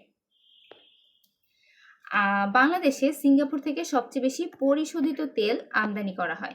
অর্থাৎ এখানে আপনি দেখবেন যে শীর্ষ 5টি আমদানি উৎস যদি ধরা হয় তাহলে 1 নম্বরে আছে সিঙ্গাপুর। সিঙ্গাপুর কিন্তু তেল উৎপাদন করে না, বরং সিঙ্গাপুরে তেল পরিশোধন করা হয় এবং সেখান থেকে বাংলাদেশ আমদানি করে। এরপরে বাংলাদেশের প্রেক্ষাপটে যদি আসি, বাংলাদেশ জ্বালানি তেল ও আমদানি উৎপাদন ও সরবরাহের সরকারি সংস্থা হচ্ছে বাংলাদেশ পেট্রোলিয়াম কর্পোরেশন এবং পেট্রোলিয়াম কর্পোরেশনের তথ্য অনুযায়ী 2024-25 অর্থ বছরে পেট্রোলিয়াম বিক্রি হয়েছে 4.62 লাখ টন, অকটেন বিক্রি হচ্ছে 4.15 লাখ টন, ডিজেলের চাহিদা ছিল 43.50 লাখ টন এবং 24-25 অর্থ বছরে পেট্রোলিয়ামের চাহিদা ছিল 16%। আর পেট্রোলিয়ামের যে পরিমাণ চাহিদা ছিল তার 16% এসেছে ইস্টার্ন রিফাইনারি থেকে। বাংলাদেশের একটাই তেল শোধনাগার আছে, সেটার নাম হচ্ছে ইস্টার্ন রিফাইনারি, সেটার অবস্থান হচ্ছে চট্টগ্রামে এবং চট্টগ্রামের ইস্টার্ন রিফাইনারি থেকে তেল পরিশোধন করা হয়েছে এবং সেটা দেশের মোট পেট্রোল চাহিদার 16% সেখান থেকে কভার করা হয়েছে, মাত্র 16%। বাকি 84% কিন্তু জোগাড় করা হয়েছে বেসরকারি শোধনাগারগুলো থেকে। জ্বালানি তেলের বাজার অস্থির হয়ে উঠেছিল। আপনারা অনেকেই দেখেছেন যে পেট্রোল পাম্পগুলোতে প্রচুর ভিড় তৈরি হয়েছিল এবং এটা একটি প্যানিক বাইনে রূপান্তরিত হয়েছে। দেশের বৃহত্তম 5টি আমদানিকারক, বাংলাদেশের সবচেয়ে বেশি পেট্রোলিয়াম আমদানি করা হয় ওমেরা পেট্রোলিয়াম এটা করে থাকে। বিশ্বের শীর্ষ 5 প্রাকৃতিক উৎস কাদের আছে? যুক্তরাষ্ট্র। আমরা জানি যে যুক্তরাষ্ট্র সবচেয়ে বেশি পরিমাণ তেল উৎপাদন করে। বাংলাদেশ পেট্রোলিয়াম কর্পোরেশন অধ্যাদেশ 1976 সালে দেওয়া হয় এবং সেটার মাধ্যমে বাংলাদেশ পেট্রোলিয়াম কর্পোরেশন প্রতিষ্ঠিত হয় 1 জানুয়ারি 1977 সালে। 1 জানুয়ারি 1977 সালে বাংলাদেশ পেট্রোলিয়াম কর্পোরেশন কার্যক্রম শুরু করে। সরকারের তেল আমদানি ও বাজারজাত করার জন্য নিয়োজিত এই সংস্থার অধীনে 8টি কোম্পানি রয়েছে। পেট্রোলিয়াম কর্পোরেশনের আন্ডারে কোম্পানি আছে 8টি এবং এই কোম্পানিগুলো হচ্ছে ইস্টার্ন রিফাইনারি লিমিটেড, যেটা বাংলাদেশের একমাত্র তেল শোধনাগার। 1960 সালে এটা তৈরি করা হয় এবং এটা তৈরি করেছে শিল্পোদ্যোক্তা জনাব আব্বাস খলিলির নেতৃত্বে এবং 1968 সাল থেকে এখান থেকে প্রথম বাণিজ্যিকভাবে তেল উৎপাদন করা শুরু হয়। এছাড়াও বাকি যে 7টা কোম্পানি আছে সেগুলো হচ্ছে পদ্মা অয়েল কোম্পানি, মেঘনা, Jamuna, eastern lubricant, LP gas limited, standard Asiatic oil company এবং পেট্রোলিয়াম ট্রান্সমিশন কোম্পানি পিএলসি। এই 8টা প্রতিষ্ঠান কন্ট্রোল করে বাংলাদেশ পেট্রোলিয়াম কর্পোরেশন।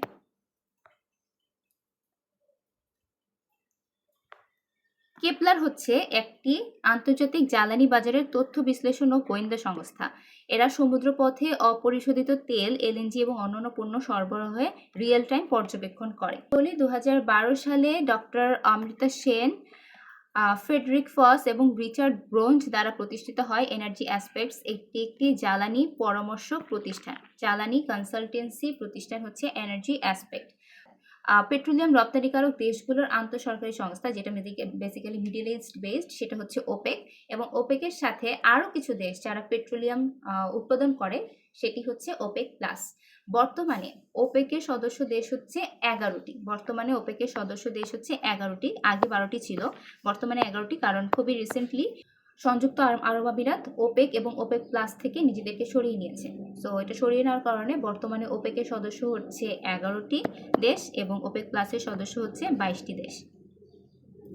আন্তর্জাতিক শক্তি সংস্থা অথবা আইইএ বা বিশ্বের জ্বালানি পর্যবেক্ষক সংস্থা, এটির প্রতিষ্ঠার জ্বালানি নিরাপত্তা দেওয়া হচ্ছে এটি প্রতিষ্ঠার মূল লক্ষ্য। 1970-এর দশকে মধ্যপ্রাচ্যে তেল সংকট শুরু হলে 1974 সালে আইইএ প্রতিষ্ঠা করা হয় এবং এর সদস্য দেশগুলোকে কমপক্ষে 90 দিনের মধ্যে 90 দিনের তেল মজুদ রাখতে হবে বলে তারা সিদ্ধান্ত গ্রহণ করে।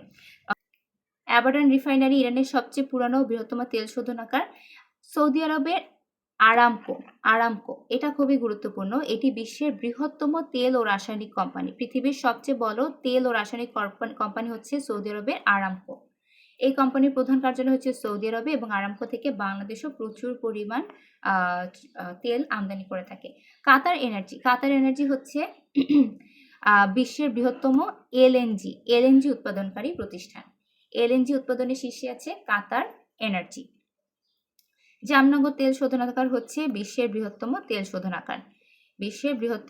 শোধনাগার। এটা কোথায় অবস্থিত? এটা ভারতের গুজরাটে অবস্থিত। 10 দেশ থেকেই উৎপাদন হয় জ্বালানি তেলের 72%, যার মধ্যে শীর্ষে আছে যুক্তরাষ্ট্র। এখান থেকে সবচেয়ে বেশি তেল উৎপাদন করা হয়, জ্বালানি তেলের উৎপাদন করা হয়। এরপর আমাদেরকে জিয়াউর রহমান সম্পর্কে আমরা কিছু জেনে নিই। জিয়াউর রহমান বাংলাদেশের সাবেক প্রেসিডেন্ট, সেনাপ্রধান, বীর মুক্তিযোদ্ধা ও বাংলাদেশি জাতীয়তাবাদের প্রবক্তা ছিলেন জিয়াউর রহমান। 30 মে 2026 সালে তার 35তম শাহাদাত বার্ষিকী ছিল, অর্থাৎ তিনি মৃত্যুবরণ করেছে 30 মে 1981 সালে চট্টগ্রামের সার্কিট হাউসে কিছু বিপদগামী সেনা সদস্যের হাতে।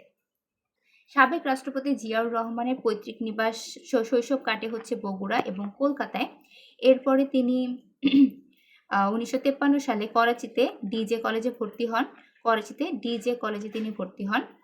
এরপরে সে পাকিস্তানি মিলিটারি একাডেমিতে অফিসার ক্যাডেট হিসেবে যোগদান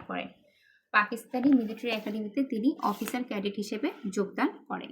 19 জানুয়ারি 1936 সালে জিয়াউর রহমান জন্মগ্রহণ করেন। কোথায়? বগুড়া জেলার গাবতলী উপজেলার নসিপুর ইউনিয়নের বাগবাড়ি গ্রামে। তিনি মৃত্যুবরণ করেন 30 মে 1981 সালে চট্টগ্রাম সার্কিট হাউসে। তার পৈতৃক নিবাস হচ্ছে বগুড়ায় মহিষাবান গ্রামে। তার ডাকনাম ছিল কমল। সাবেক রাষ্ট্রপতি জিয়াউর রহমানের নামে একটি গ্রাম আছে লক্ষ্মীপুর জেলার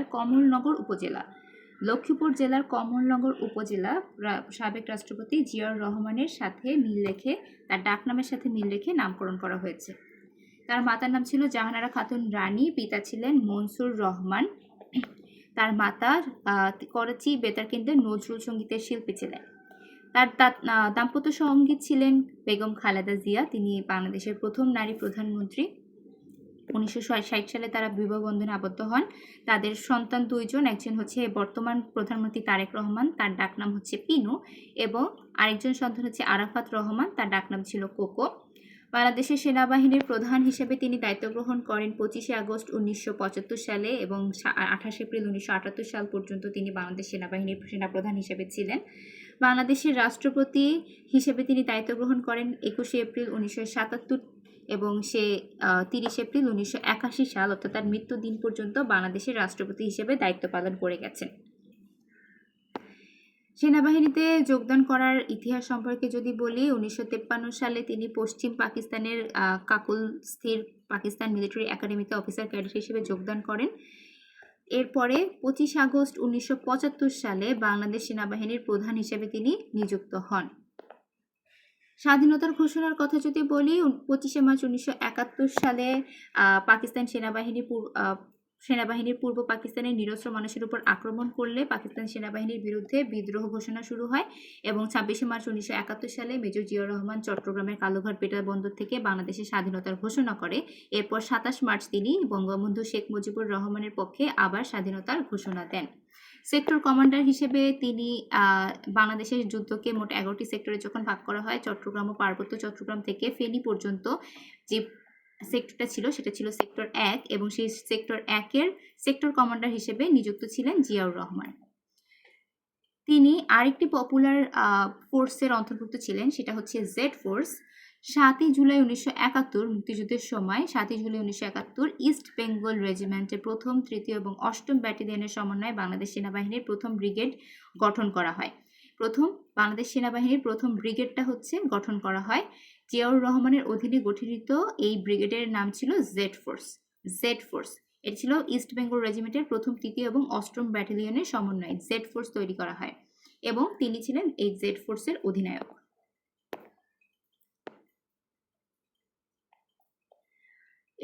জিয়াউর রহমান 21শে এপ্রিল 1977 সালে রাষ্ট্রপতি আবু সাদাত মোহাম্মদ সায়েম পদত্যাগ করার পরে তৎকালীন প্রধান বিচারপতি সৈয়দ এ.বি. মাহমুদ হোসেন জিয়াউর রহমানকে রাষ্ট্রপতির শপথ বাক্য পাঠ করান।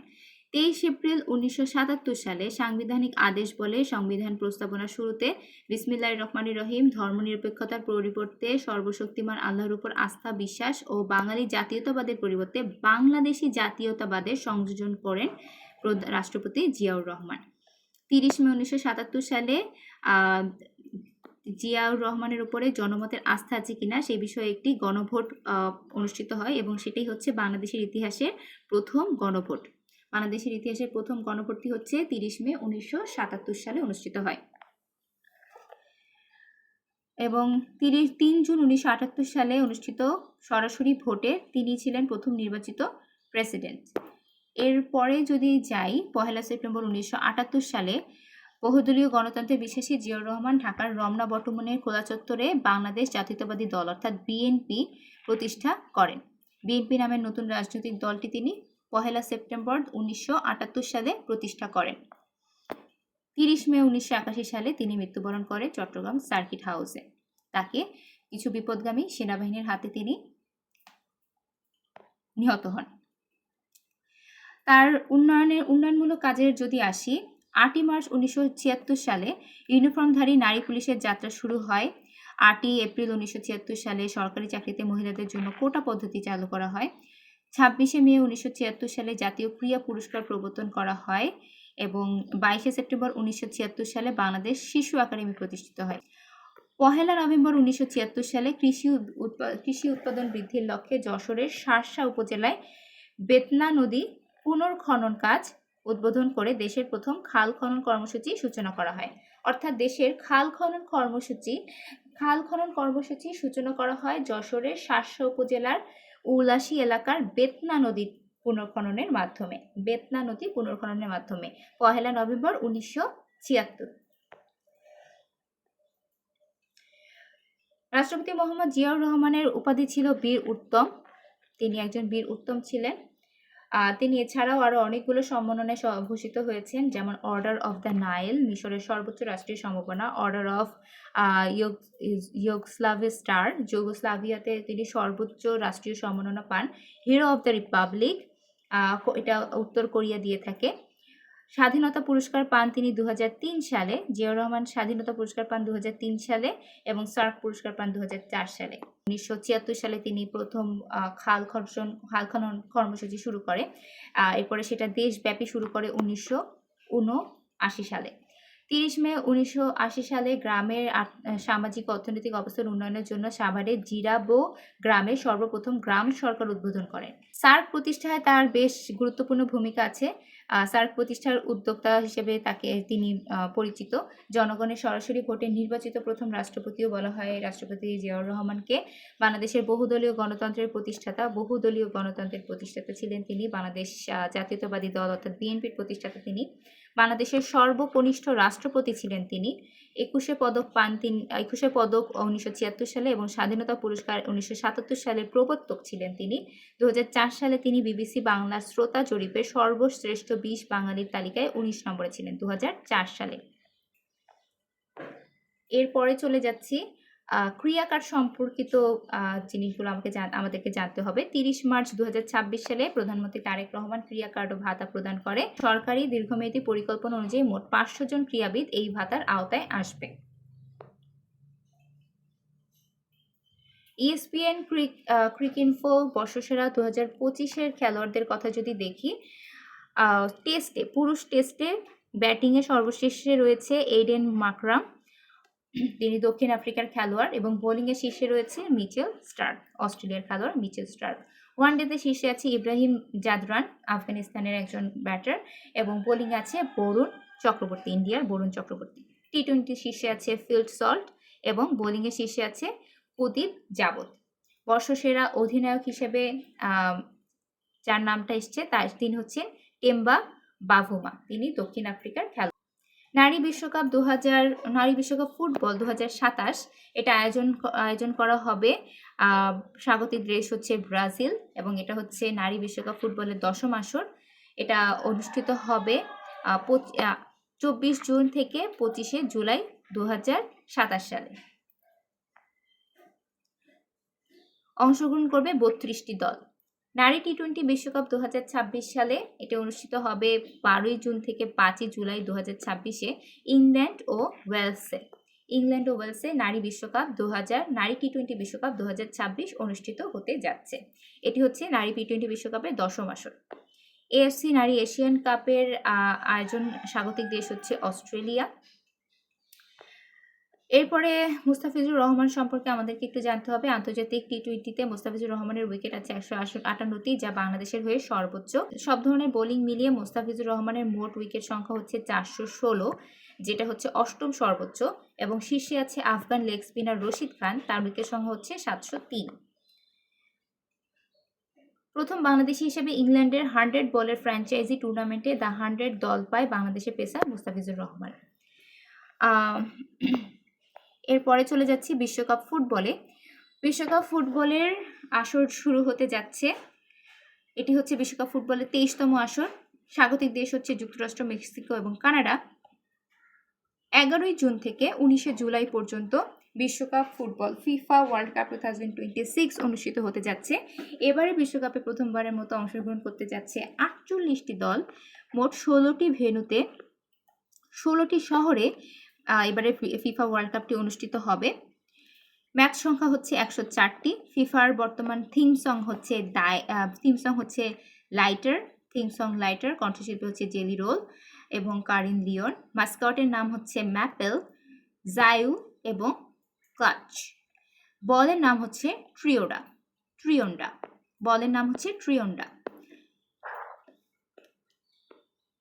এরপরে চলে যাচ্ছি স্বাধীন বাংলা বেতার কেন্দ্রে। স্বাধীন বাংলা বেতার কেন্দ্র থেকে আমাদেরকে যে জিনিসগুলো জানতে হবে, এখানে উল্লেখ আছে মহান স্বাধীনতা যুদ্ধের দ্বাদশ সেক্টর হিসেবে পরিচিত ছিল স্বাধীন বাংলা বেতার কেন্দ্র। আমরা জানি যে 11টি সেক্টরে বাংলাদেশে মুক্তিযুদ্ধ সংঘটিত হয়েছে এবং স্বাধীন বাংলা বেতার কেন্দ্রের এখানে একটি গুরুত্বপূর্ণ অবদান আছে, তাই দ্বাদশ সেক্টর হিসেবে স্বাধীন বাংলা বেতার কেন্দ্রকে ধরা হয়। যদি এটা কোনো লিখিতভাবে স্বীকৃত না, তবে অবদানের জন্য এই সম্মাননাটা স্বাধীন বাংলা বেতার কেন্দ্রকে দেওয়া হয়। পৃথিবীর মানুষ এই স্বাধীন বাংলা বেতার কেন্দ্রের মাধ্যমেই বাংলাদেশের মুক্তিযুদ্ধ সম্পর্কে জেনেছিল। 25 মে 1971 মুজিবনগর সরকারের প্রত্যক্ষ তত্ত্বাবধানে কলকাতার বালিগঞ্জের 57/8 সার্কুলার রোডের বাড়িতে স্বাধীন বাংলা বেতার কেন্দ্র আনুষ্ঠানিকভাবে সম্প্রচার শুরু হয়। এটি একটি রেডিও স্টেশন। 1971 সালে চট্টগ্রাম বেতারের ইমার্জেন্সি স্টুডিও ছিল কালুঘাট, চট্টগ্রামে। কালুঘাট ইমার্জেন্সি স্টুডিওর নাম স্বাধীন বাংলা বিপ্লবী বেতার কেন্দ্র করা হয় 26 মার্চ 1971 সালে। মেজর জিয়াউর রহমান স্বাধীন বাংলা বেতার কেন্দ্র থেকে ইংরেজিতে বঙ্গবন্ধুর পক্ষে বাংলাদেশের স্বাধীনতার ঘোষণা পাঠ করে 27 মার্চ 1971 সালে। স্বাধীন বাংলা বিপ্লবী বেতার কেন্দ্র থেকে বিপ্লবী শব্দটি বাদ দেওয়া হয় ও 28 মার্চ 1971 সালে মেজর জিয়াউর রহমানের অনুরোধে। স্বাধীন বাংলা বেতার কেন্দ্র তথ্য ও বেতার মন্ত্রণালয়ের অধীনে ছিল। তথ্য ও বেতার মন্ত্রণালয়ের প্রথম মন্ত্রী ছিলেন হচ্ছে তাজউদ্দিন আহমেদ। আমাদের যে প্রবাসী সরকার অথবা মুজিবনগর সরকারের তথ্য ও বেতার মন্ত্রণালয়ের দায়িত্বে ছিলেন তাজউদ্দিন আহমেদ। তথ্য ও বেতার মন্ত্রণালয়ের সচিব ছিলেন আনোয়ারুল হক খান। স্বাধীন বাংলা বেতার কেন্দ্র থেকে প্রথম যেই বাক্যটি ভেসে আসে সেটি হচ্ছে স্বাধীন বাংলা বিপ্লবী বেতার কেন্দ্র থেকে বলছি, এবং সেদিন এই ভেসে আসা কণ্ঠটি ছিল চট্টগ্রাম ফটিকছড়ি কলেজের সহ অধ্যক্ষ আবুল কাশেম সন্দীপের। স্বাধীন বাংলা বেতার কেন্দ্রের অনুষ্ঠানের শুরুতে কোরআন তেলাওয়াত করতেন গীতিকার ও কবি আব্দুস সালাম।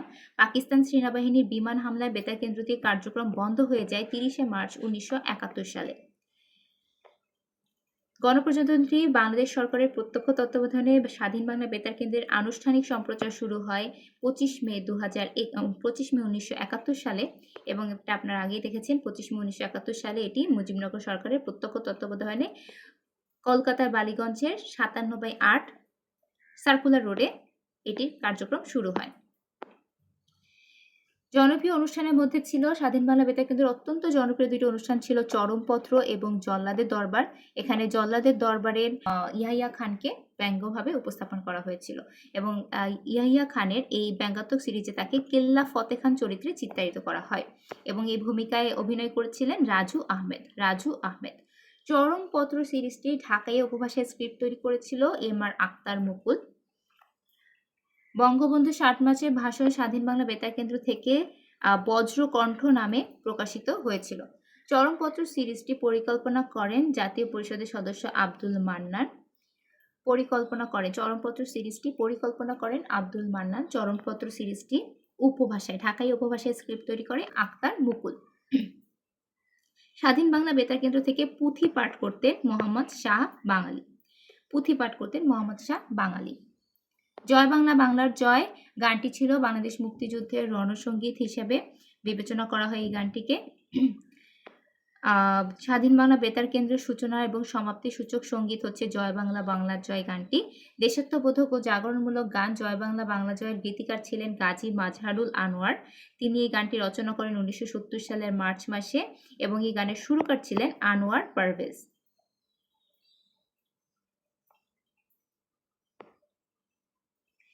বাংলাদেশের চা শিল্প সম্পর্কে যদি একটু জানি, রবার্ট ব্রুস 1834 সালে আসামের উঁচু অঞ্চলে চা গাছের সন্ধান পান। এরপরে 1840 সালে চট্টগ্রামের প্রথম চা উৎপাদন শুরু হয়। খেয়াল করে দেখুন, চায়ের জন্য আমাদের সিলেট অঞ্চলটি সবচেয়ে বেশি পপুলার হলেও চট্টগ্রামে মূলত প্রথম চা উৎপাদন শুরু হয় 1840 সালে। এরপরে বর্তমানে বাংলাদেশে 172টি নিবন্ধিত চা বাগান রয়েছে। চা বাংলাদেশের দ্বিতীয় রপ্তানিকারক অর্থনৈতিক ফসল। এই শিল্পে বাংলাদেশের মোট দেশজ উৎপাদনের 1% চা শিল্প থেকে আসে। চায়ের জন্য উপযোগী জমি আমরা সবাই জানি, অধিক বৃষ্টিপাত প্রবণ অঞ্চল, পাহাড়ি ঢালু অঞ্চল চা উৎপাদনের জন্য আদর্শিত। আর চা ভ্যালি হলো, বাংলাদেশের চা ভ্যালি আছে 8টি। দেশের প্রথম অর্গানিক চা বাগান স্থাপিত হয় 2000 সালে পঞ্চগড়ে, এবং এটা স্থাপন করে কাজী অ্যান্ড কাজী টি এস্টেট। বাংলাদেশের চা গবেষণা ইনস্টিটিউট কর্তৃক উদ্ভাবিত উচ্চ ফলনশীল ও মানসম্মত ক্লোন চায়ের জাত হচ্ছে 23টি, BT1 থেকে BT23 পর্যন্ত। 2023 সালে বাণিজ্য মন্ত্রণালয় জাতীয় চা পুরস্কার প্রবর্তন করে। জাতীয় চা পুরস্কার নীতিমালা 2022 জারি করা হয়। 21 মে জাতীয় চা দিবস হিসেবে ঘোষণা করা হয়েছে। আগে 4 জুন জাতীয় চা দিবস ছিল, কিন্তু বর্তমানে জাতীয় চা দিবস হচ্ছে 21 মে। দুটি পাতা একটি কুড়ি দেশ বলা হয় শ্রীমঙ্গলকে। বাংলাদেশের সবচেয়ে বেশি চা উৎপাদন হয় মৌলভীবাজার জেলায়। মৌলভীবাজারে সবচেয়ে বেশি চা উৎপাদন হয়, এবং দুটি পাতা একটি কুড়ি দেশ বলা হয় শ্রীমঙ্গলকে। প্রথম নারী চা নিলামকারী হচ্ছে মৌলভীবাজার শ্রীমঙ্গলের মাইশা রহমান। চা গবেষণা ও প্রতিষ্ঠান আছে বাংলাদেশে 3টি, তার মধ্যে একটি হচ্ছে চট্টগ্রাম চা বোর্ড, বাংলাদেশ চা বোর্ড। সেটি হচ্ছে চট্টগ্রামে অবস্থিত। 1977 সালে এটা প্রতিষ্ঠা করা হয়। এরপরে আছে বাংলাদেশ চা গবেষণা ইনস্টিটিউট, এটার অবস্থান শ্রীমঙ্গল মৌলভীবাজারে। 1957 সালে এটা প্রতিষ্ঠিত করা হয়, এবং সর্বশেষ চা জাদুঘর অবস্থিত শ্রীমঙ্গলের মৌলভীবাজারে, যেটা 2009 সালে প্রতিষ্ঠা করা হয়। বাংলাদেশের চা নিলাম কেন্দ্রও আছে 3টি, একটা হচ্ছে চট্টগ্রামে, শ্রীমঙ্গলে, পঞ্চগড়ে। আচ্ছা, পঞ্চগড়ে যে চা নিলাম কেন্দ্রটি আছে এটি হচ্ছে প্রথম অনলাইন চা নিলাম কেন্দ্র, আর প্রথম ও প্রধান চা নিলাম কেন্দ্রটি হচ্ছে চট্টগ্রাম চা নিলাম কেন্দ্র। দুটো গুরুত্বপূর্ণ বিষয় আছে, একটা হচ্ছে ডিপ্লোম্যাটিক চ্যানেল এবং আরেকটা হচ্ছে ডিপ স্টেট। এই দুটো বিষয়কে যদি একটু ব্যাখ্যা করি, ফার্স্টে যেটা আছে সেটা হচ্ছে আমাদের diplomatic channel. So diplomatic channel হচ্ছে, এটা বেসিক্যালি দুই দেশের সরকারের মধ্যে যোগাযোগের অফিসিয়াল আর গোপন একটি গেটওয়ে। দূতাবাস, হাই কমিশন, পররাষ্ট্র মন্ত্রণালয়ের মাধ্যমে এই যোগাযোগগুলো সম্পন্ন করা হয়। সো বেসিক্যালি দুটো দেশের মধ্যে একটি ফর্মাল রুট যেটা দেশগুলোর মধ্যে কমিউনিকেট করতে সাহায্য করে। এর কাজ হচ্ছে মূলত চুক্তি করা, বাণিজ্য বাড়ানো, আর বিভিন্ন সমস্যার সমাধান করা, যেমন দুটো দেশের মধ্যে যদি কোনো পলিটিক্যাল আর্গুমেন্ট থাকে সেগুলো মেটানো, সংকট সমন্বয় করা, এছাড়া এর শান্তি বজায় রাখা, পারস্পরিক সম্মান ও আস্থার জায়গা তৈরি করা। বাংলাদেশের জন্য ডিপ্লোম্যাটিক চ্যানেল কেন গুরুত্বপূর্ণ? বাংলাদেশের ক্ষেত্রে যেটা হচ্ছে, জাতীয় স্বার্থে জলবায়ু নিরাপত্তা, স্বাস্থ্য ইস্যুতে বিশ্বের বিভিন্ন দেশের সাথে কথা বলা, অর্থনৈতিক উন্নয়ন, বৈদেশিক বিনিয়োগ আনা, রপ্তানি বাড়ানো, জাতিসংঘের মতো আন্তর্জাতিক সংস্থাগুলোতে সক্রিয় থাকা, বাংলাদেশের ভাবমূর্তি বিশ্ববাজারে সমুন্নত রাখার জন্য বাংলাদেশের জন্য ডিপ্লোম্যাটিক চ্যানেল বেশ গুরুত্বপূর্ণ। সো এক কথায় যদি বলি, ডিপ্লোম্যাটিক চ্যানেল হলো দেশগুলোর মধ্যে সরাসরি কথা বলার, সরাসরি কমিউনিকেট করার জন্য একটা নিরাপদ ব্যবস্থা। সো ডিপ্লোম্যাটিক চ্যানেলগুলো কি করে? একটি রিলায়েবল ফ্রেমওয়ার্ক দিয়ে থাকে ফর ডায়ালগ, নেগোসিয়েশন, কোলাবোরেশন, যেটা হচ্ছে বাংলাদেশকে কনস্ট্রাকটিভ এবং স্টেবল রিলেশন মেনটেন করতে সাহায্য করে। এরপরে যেটা আছে সেটা হচ্ছে ডিপ স্টেট। ডিপ স্টেট সম্পর্কে অনেক আলোচনা হয়েছে বিগত কয়েক মাসে। ডিপ স্টেট হচ্ছে সরকারের ভেতরে থাকা একটি গোপন নেটওয়ার্ক। এটা হচ্ছে বেসিক্যালি এমন একটি সিক্রেট নেটওয়ার্ক যেটা একটি সরকারের ভেতরে আরেকটা সরকার, অর্থাৎ সরকারের ভেতরে আরেকটি সরকার বলতে বোঝানো হচ্ছে এরা নির্বাচিত নেতাদের কারো কথায় চলে না, এরা কোনো নির্বাচিত সরকার না, এদের নিজেদের এজেন্ডা আছে এবং তারা সেটাই বাস্তবায়ন করে। অর্থাৎ রাষ্ট্রের ক্ষমতায় যেই আসুক না কেন, পর্দার আড়ালে থেকে তারা তাদের কাজ করে যায়। ডিপ স্টেটের অংশ হচ্ছে কোনো সিক্রেট ব্যুরোক্রেটস, মিলিটারি ফোর্স, গোয়েন্দা সংস্থা হতে পারে, কিংবা কোনো প্রভাবশালী গ্রুপ হতে পারে। ডিপ স্টেটে অংশ যারা, তাদের জনগণের কাছে কোনো জবাবদিহিতা নেই, যেহেতু তারা জনগণ দ্বারা নির্বাচিত কোনো সরকার না, কিন্তু তারা রাষ্ট্র পরিচালনায় পর্দার পেছনে থেকে বিশাল প্রভাব ফেলে। বাংলাদেশের জন্য এটা কেন যুক্তিসঙ্গত? 2024 সালে সরকার পতনের পরে শব্দটা সবচেয়ে বেশি আলোচনায় আসে। বাংলাদেশেও এই দাবি ওঠে যে ডিপ স্টেট দীর্ঘদিন ধরে বাংলাদেশকে নিয়ন্ত্রণ করে রেখেছে, তবে এরা কারা, এই সদস্য কারা, সে সম্পর্কে কোনো কিছু স্পষ্টভাবে বলা হয়নি। গ্রিন পিস সম্পর্কে যদি আমরা জানি, 60 ও 70-এর দশকে কানাডার ব্রিটিশ কলম্বিয়ার ভ্যানকুভার শান্তি আন্দোলন ও পরমাণু বিরোধী আন্দোলন থেকে যাত্রা শুরু করে পরিবেশবাদী আন্তর্জাতিক সংস্থা green piece. So green piece হচ্ছে বেসিক্যালি একটি পরিবেশবাদী একটি আন্তর্জাতিক সংস্থা। 1970 সালে don't make a wave committee প্রতিষ্ঠিত হয়। এই কমিটিটা প্রতিষ্ঠা করার লক্ষ্য ছিল আলাস্কার অদূরে আমচিটকা দ্বীপে পারমাণবিক অস্ত্র পরীক্ষা করছিল ইউএসএ, এবং সেটা বন্ধের জন্য এই don't make a wave committee প্রতিষ্ঠা করে গ্রিন পিস। এবং সেই ডোন্ট মেক এ ওয়েভ কমিটিটাই পরবর্তীতে গ্রিন পিস নামে যাত্রা শুরু করে। 4 মে 1972 সালে don't make a wave committee সংগঠনটি আনুষ্ঠানিকভাবে গ্রিন পিস নামে যাত্রা শুরু করে। গ্রিন পিসের লক্ষ্য হচ্ছে জীববৈচিত্র্য রক্ষা, জলবায়ু পরিবর্তন মোকাবেলা ও বর্ণ মহাসাগর রক্ষা করা, পরিবেশগত অন্যায় তুলে ধরে শান্তিপূর্ণ বিক্ষোভ ও সৃজনশীল পদ্ধতি ব্যবহার করা, পারমাণবিক পরীক্ষা, বাণিজ্যিক টিভি শিকার, জেনেটিক ইঞ্জিনিয়ারিংয়ের বিরুদ্ধে বিশ্বব্যাপী সচেতনতা তৈরি করা, এবং কোনো সরকারি কর্পোরেশন বা রাজনৈতিক দলের কাছ থেকে অর্থ না নেওয়া, যা তাদের নিরাপত্তা বজায় রাখতে সাহায্য করে। গ্রিন পিস ফাউন্ডেশন একটি হাওয়াই ভিত্তিক পরিবেশগত সংস্থা। এটি আনুষ্ঠানিকভাবে 1976 সালে কানাডিয়ান গ্রিন পিস ফাউন্ডেশনের একটি স্বাধীন শাখা হিসেবে প্রতিষ্ঠিত হয়। গ্রিন পিস তাহলে বেসিক্যালি প্রতিষ্ঠা হয় 1970 সালে। প্রতিষ্ঠাকালীন নাম ছিল don't make a wave committee. সেখান থেকে পরে 1972 সালে 4 মে গ্রিন পিস নামটি প্রবর্তন করা হয়। এর সদর দপ্তর হচ্ছে নেদারল্যান্ডসের আর্মস্টার্মে।